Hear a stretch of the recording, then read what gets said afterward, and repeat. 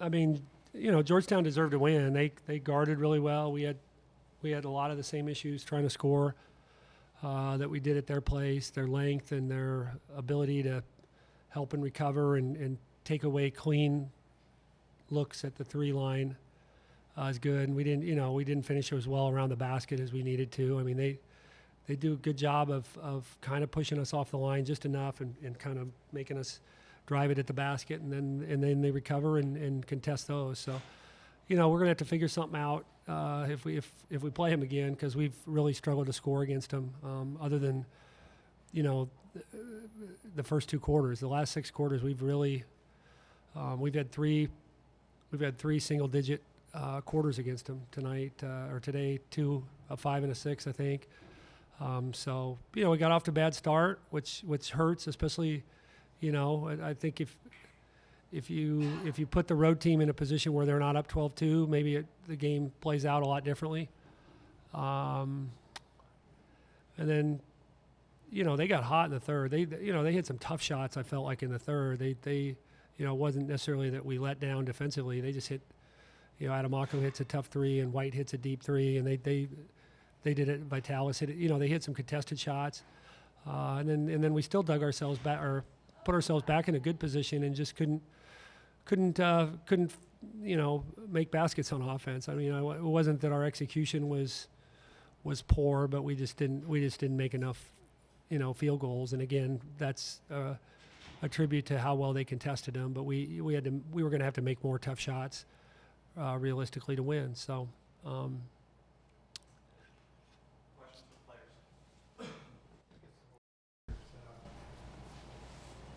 Obviously, you had to expend a lot of energy to get from that game and put yourself in a position to move forward. Did you just run out of a little gas at the end?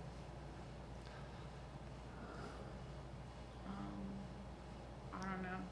I don't think that wasn't like something I was thinking about.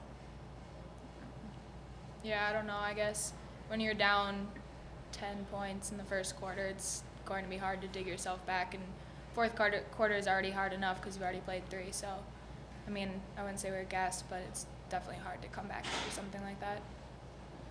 Towards the end of the first quarter, you took a 1-point lead off that big run, I guess. What happened in that stretch, maybe, that you were doing well, that, compared to the rest of the game, wasn't there? I think we were screening a lot more than we were in the other quarters, and we were moving and cutting and looking for the ball a lot more than we were other parts of the game. Yeah, we got a lot of stops during that stretch too. We kind of slowed them down, and they missed some tough shots, but we got a decent amount of those rebounds. So I don't know, that was a good stretch for us. I guess, does Georgetown present you different problems defensively than some other teams that creates these struggles? I mean, they're just physically a different team than a lot of teams we play. I mean, they're all 6 foot and very long. So I think that's just, I mean, it seems like every team in the Big East kind of has a little bit different style, and that's their style, and we just haven't figured that one out yet. Yeah, and I think they do a good job at taking away our open 3 looks, and we're a 3-point shooting team, so I think they do well at that.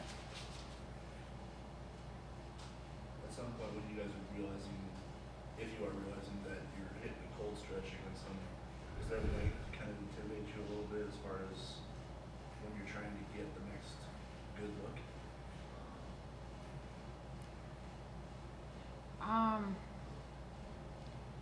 I don't know. I think it's more you just have to be precise. You have to be towed up to the line and ready to shoot every time, or else, because if you're not, you're not going to get the shot off against those guys. 2 more questions for players. I guess kind of a big picture question. Obviously, you start the year, you got high expectations. You get to this point, and you know that, okay, you're going to have to kind of slog through February to get to put yourself in the position you want. I guess, how tough is that to head into this last 7 games of the regular season and try to keep everything in gear? I think the season gets long, especially for the freshmen. It gets a little long. It's not something you're used to, but we're just really trying to get better every day, so that when March does come around, like, we're ready and we're peaking at the right time. Same. I guess obviously the early shooting struggles, maybe mid-December, January, looks like you're being more aggressive off the dribble. Is that something, a conscious effort on your part to kind of be effective in other ways offensively if the jumper isn't there? Maybe? Yeah, my shot's definitely been off this year, and so just working with the coaches outside of practice and stuff, and we've been working on a lot more of going to the basket instead of settling for threes. And yeah, and like it helps that our team can shoot threes, so it's hard for other teams to sag off, which gives me the lane.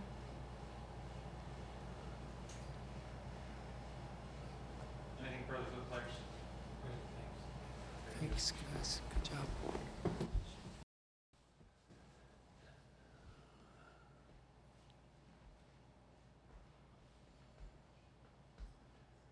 this just come down to maybe there's some bad style matchup for you? I think they're a good team. Like, I think, after watching them live, both, I can see why we struggle to score against them. I think that, in the second half when our players are in front of our bench and I've got a view of what's going on, I see that they can they can defend the three and kind of get to a help position differently than a lot of teams can. I mean, I thought Sid drove it well to the basket. We just didn't, and Audrey drove it a few times late, and MC. We just, they do a good job of contesting shots. So I think, but having talked about the start, the end of the second quarter was a killer too, and I should have used a timeout. I mean, I'd already used one, and I just, for whatever reason, I didn't. But the game kind of got away from us there too. Like, Bree was exhausted, and Battle hits 2 jumpers because she doesn't get out, and that's, and just from a lineup standpoint, I should have used a timeout when it got to 26-20. I think I don't know exactly what it was, but it was close, and then it was all of a sudden it was 30-20, and then we gave up the basket again right at the at the end, and we didn't end quarters well. We gave up a layup at the end of the first quarter, and the end of the second quarter was a killer. So I mean, as much as we struggled on offense, we still could have been better on defense in some places that would have kept the game closer. And then I think your belief is a little different, and their belief is a little different, and so that's on me that we didn't use another timeout there, because 33-20 against those guys, that's a lot of points against a team that defends the way they do. To be down 6 or 8 would have been a whole different animal, because we know we're going to make a couple threes, but we can't go on the same. We haven't been able to go on the same kind of offensive runs against these guys, really, other than about the first quarter and a half we played them, that we have on a lot of teams. Audrey's obviously been a bit of a fumble the last 5 games. What do you, I guess, do to try to get her back in gear? Yeah, well, it's tough because we did, after Marissa got hurt, we did a lot of things to build some offense around her, and now she's going through what some freshmen go through, and so there's 2 courses, and you probably have to go somewhere in the middle, but you've got to build her confidence and keep doing enough to get her shots, but you can't force it, because we've got enough other good play, MC and Lauren and Sydney and Jade and Bailey's play. We've got enough other options. We've got to build up those guys too, so that we aren't quite as reliant on Audrey, because I think it would be the worst option maybe is to put more, throw more at her, put more pressure on her to score. And she passed up a couple shots on out of bounds plays that that she can't. We got to have her squeeze. She had a wide open three with 6 on the clock, and she passes it up, and then MC has to take a 12-foot runner at the end of the clock. Well, she's still got to make those plays, but we also have to just get other players to not necessarily look to her to the degree that we were looking to her in December and early January. And I think MC's made that adjustment, and to some degree Lauren does, and that's I thought Sydney, I mean, her shooting stats aren't going to reflect it, but I thought her willingness to attack was different this weekend than it had been, and that's encouraging. I guess I trust you. You were probably trying to analyze some of these offensive function three. Is Yeah. there any common threads that you keep your finger on? Well, we've two things. We've got to score in the post a little bit more than we are, but that's not just on the post to do that. That's on our perimeter players to put them in a better position, and that's on me to put together a better plan to, they got away with playing, 5'6" Deanna White on our posts a decent amount. We didn't take advantage of it. Part of it is that when we got it in there, they crowded and made it tough to get it out, and I thought they did a good job, but we've got to score the ball inside a little bit more. I mean, that was what was, I thought Bailey had the other night against Villanova, made a couple nice back to the basket moves, and we've got to score when teams decide that they want to play us smaller in the post, because that can help. I mean, you can say, well, we need to shoot the three better, but that's what our men are saying. And at some point, you need to trust that shooters are eventually going to make shots, but you've got to throw the ball inside and be able to score off that. So but again, that's not just on our posts. That's on our guards, and that's on me to put them in a better spot. Kind of the same big picture question I asked the girls.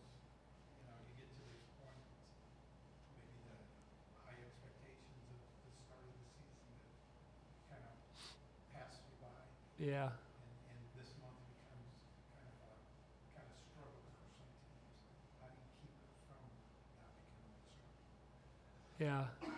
Well, I think you keep practices short, and you keep a perspective. I wasn't that it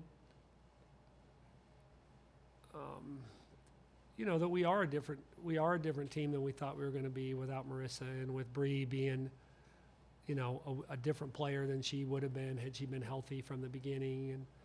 And so the thing is, I've seen individual improvement from a lot of our players, and so and you tell them that, and you tell them that at some point we're gonna kind of figure this out and put together more consistent stretches of good basketball. But I trust our players to keep working and stay positive, and but yeah, it does seem like we're 2 steps forward, 1.5 back, and that's frustrating. It's frustrating as a coach, but it's frustrating as a player too. So I'm not. You just tell them that we're in it together, and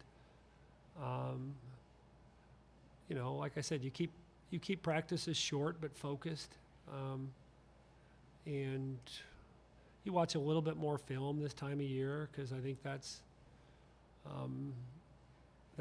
a way that you counter the physical fatigue that you could have, is just to get them just a little, and the second time through the league, you've got, you have a blueprint for what worked and didn't work the first time. So that's big. And but I don't know, I guess stay positive and watch more film and keep practices short.